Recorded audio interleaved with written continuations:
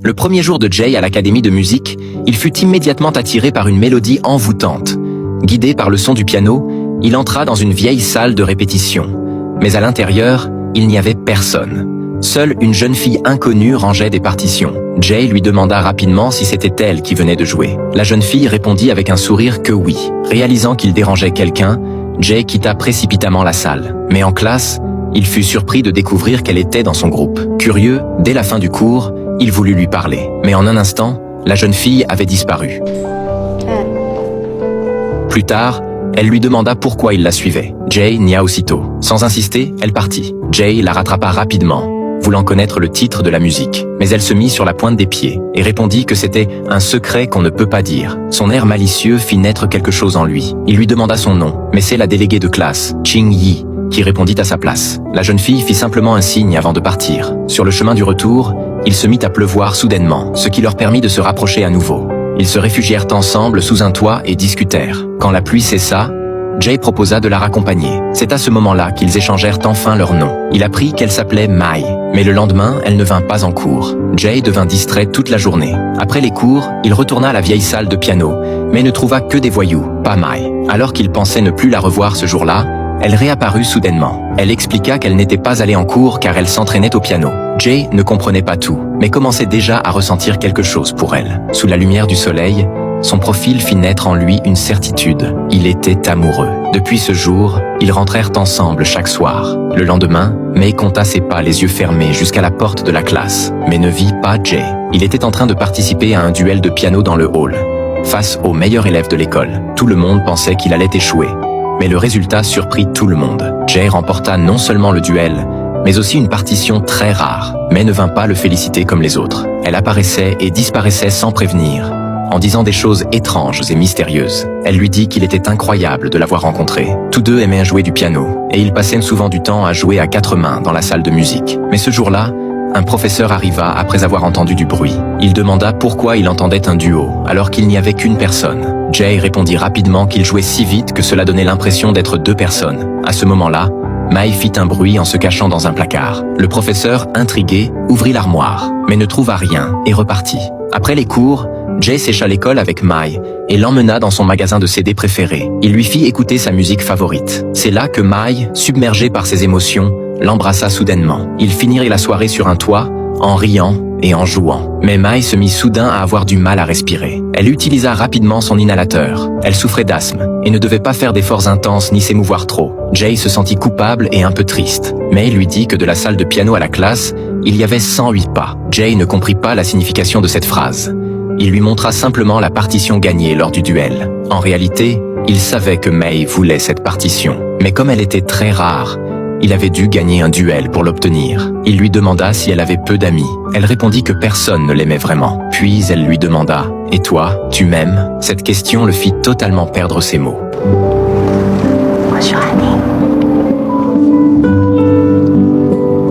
Sous le coucher du soleil, ils officialisèrent enfin leur relation. Quand elle apprit que la vieille salle allait être détruite, Mai lui enseigna enfin la mélodie de leur première rencontre. Elle lui dit de ne pas jouer cette pièce trop vite dans la vieille salle, car elle-même la jouait ainsi en revenant. Jay trouva cela étrange, mais n'y prêta pas attention. Jay promit de jouer pour elle lors de la cérémonie de remise des diplômes. Grâce à son père, il apprit que manger des pommes aidait contre l'asthme. Il lui en apporta donc chaque jour. Mais même après avoir rempli son tiroir, Mai ne revint pas. Quand elle réapparut, il lui remit un mot demandant à un camarade de le transmettre au dernier rang. Sur le papier était écrit « Rendez-vous à 19 h à la vieille salle ». Mais lorsqu'il ferma les yeux pour l'embrasser, ce n'était pas Mai, mais Ching Yi. À ce moment-là, le concierge Ayong cria le nom de Mai dans le couloir. Jay comprit immédiatement que quelque chose n'allait pas et se précipita dehors. Mais il ne la retrouva nulle part. Le lendemain matin, Jay se rendit devant la maison de Mai. Mais la mère de Mai lui expliqua que sa fille faisait une crise d'asthme. Elle avait besoin de repos. Son attitude inflexible ne laissa aucune chance à Jay. Pendant les 5 mois qui suivirent, Mai ne réapparut jamais. La vie de Jay semblait être revenue à ce qu'elle était autrefois. Il allait souvent s'exercer dans l'ancienne salle de piano, car c'était le seul endroit où il pouvait encore sentir la présence de Mai. Puis il passait au magasin de CD pour écouter cette vieille chanson. Dans le vent flottait doucement une mélodie appelée la nostalgie. Le jour de la cérémonie de remise des diplômes arriva rapidement. En tant que représentant des meilleurs élèves, Jay devait jouer du piano devant tous les professeurs et les élèves. Ching Yi lui offrit alors un bracelet porte-bonheur pour lui souhaiter bonne chance. Au beau milieu de son interprétation, Jay aperçut soudain une silhouette familière. La voix tremblante, Mai se retourna avant de partir. Jay ne réfléchit même pas. Sous le regard de tout le monde, il se lança à sa poursuite. Mai semblait cacher d'immenses souffrances. En retrouvant Jay, elle fondit en larmes. À ce moment-là, le père de Jay sortit lui aussi. Il ne comprenait pas ce que Jay faisait seul dans le couloir. Il le ramena donc à la cérémonie. Jay rendit alors le bracelet à Chingy. Mais lorsqu'il revint, Mai avait de nouveau disparu. Il ne vit plus que les deux voyous dans la salle de classe. Ils tendirent à Jay un flacon de correcteur liquide. Jay leur demanda s'ils avaient vu la jeune fille avec qui il avait dansé au bal. Les deux garçons lui répondirent qu'il avait dansé tout seul du début à la fin. Ces paroles laissèrent Jay complètement sous le choc. Il repensa alors aux apparitions mystérieuses de Mai. Au bal, tout le monde ne l'avait vu danser que tout seul. Quand il saluait quelqu'un, Chingy croyait qu'il s'adressait à elle. Dans la salle de piano, le professeur ne voyait que des graffitis. Depuis le début, Jay semblait être le seul capable de voir Mai. Il ne parvenait pas à comprendre ce qui se passait réellement. Mai n'était-elle qu'une illusion? Complètement perdu, il s'endormit la tête posée sur son bureau. Soudain, un phénomène extrêmement étrange se produisit. Jay fut réveillé par un bruit étrange. Des mots commencèrent à apparaître sur son pupitre vide. L'écriture réalisée avec le correcteur liquide quelques secondes plus tôt devenait aussitôt effacée et abîmée. Jay écrivit rapidement une réponse pour savoir où se trouvait Mai. Mais l'autre côté semblait ne pas recevoir ses messages.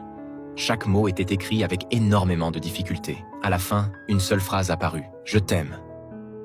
Jay rassembla toutes ses forces. Avec son correcteur presque vide, il dessina un cœur. Mais il ne reçut plus jamais de réponse. Comme un fou, il courut jusqu'à la maison de Mai. Cette fois, la mère de Mai ne l'empêcha pas d'entrer. Mais lorsqu'il pénétra dans la chambre de Mai, il découvrit une pièce couverte de poussière. La plupart des meubles étaient protégés par des housses. La boîte à musique jouait son morceau préféré. C'est alors qu'il apprit que Mai était morte depuis 20 ans. La mère de Mai lui raconta qu'un jour, sa fille lui avait confié qu'elle avait rencontré quelqu'un qui aimait cette chanson autant qu'elle. À cet instant, la mère de Mai prit le recueil de partitions du cygne. Elle découvrit à l'intérieur un portrait identique à Jay.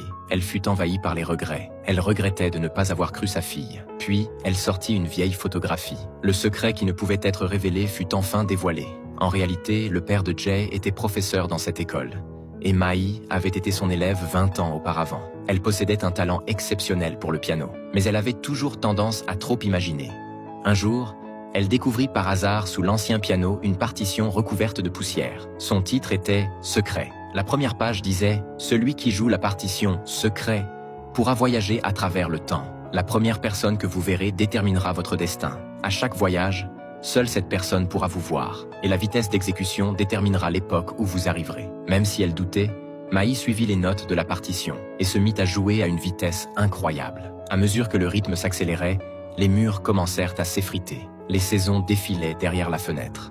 Et tout autour d'elle changeait. Lorsque Mai joua la dernière note, elle fut transportée 20 ans dans le futur. La première personne qu'elle aperçut fut Jay. Voilà pourquoi, à part Jay, personne d'autre ne pouvait la voir. Mais les voyages ne se déroulaient pas toujours aussi facilement. Mai avait compté chaque pas avec soin.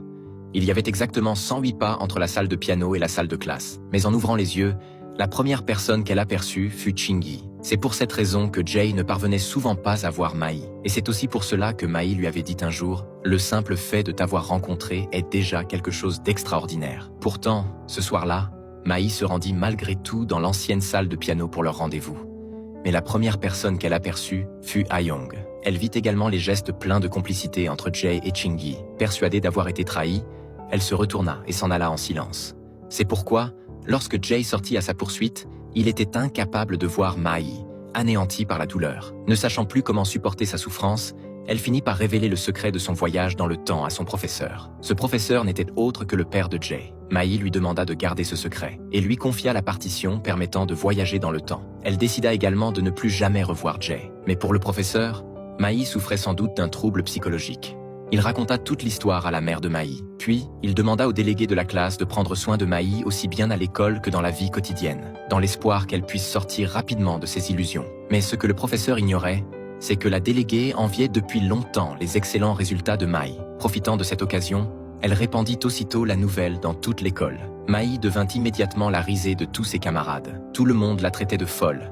Incapable de supporter cette humiliation, elle finit par quitter l'école. Ce qui la blessa encore davantage, c'est que même sa propre mère lui donna des médicaments psychiatriques. Mai sombra alors dans un profond désespoir. Chaque nuit, Elle ne pouvait que pleurer en silence sous sa couverture. Voilà pourquoi Jay ne la revit plus pendant si longtemps. Un jour, le professeur vint lui rendre visite en personne. Il lui demanda de participer à la cérémonie de remise des diplômes pour prendre une photo de groupe. Mai voulait d'abord refuser, mais elle se souvint que Jay lui avait promis de jouer secret pour elle ce jour-là. Après avoir rapidement pris la photo, elle retourna dans l'ancienne salle de piano et voyagea une nouvelle fois 20 ans dans le futur, dans le monde où vivait Jay. Cette fois, Mai décida de ne plus jamais retourner dans le passé et de rester définitivement auprès de Jay. Mais au moment de se quitter, elle découvrit avec stupeur que Jay portait au poignet le bracelet offert par Chingy. À cet instant, Mai perdit tout espoir de continuer à vivre. Sur le pupitre qui lui appartenait 20 ans plus tôt, elle écrivit la question qui la hantait. Le vaporisateur était resté chez elle, et la vie de Mai s'éteignit devant son bureau. Le père de Jay voulait encore lui montrer cette partition, mais lorsqu'il leva les yeux, il n'y avait déjà plus personne. Ce soir-là, l'ancienne salle de piano devait être démolie. Les ouvriers s'activaient déjà aux derniers préparatifs. Jay se glissa discrètement dans l'ancienne salle de piano.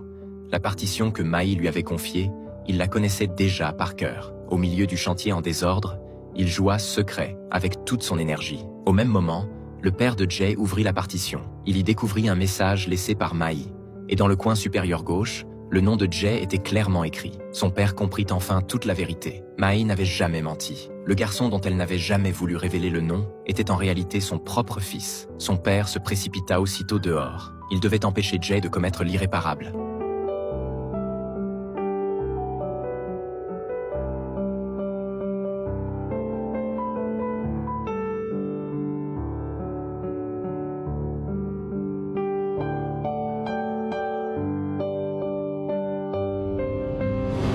Au milieu du son du piano, Jay réussit enfin à retourner dans le passé. Mais parce qu'il avait joué beaucoup trop vite, le décalage temporel dépassa les 20 années. À cette époque, Mai ne connaissait même pas encore Jay, mais cela n'avait plus aucune importance, car ils avaient encore tout le temps pour avancer côte à côte, année après année.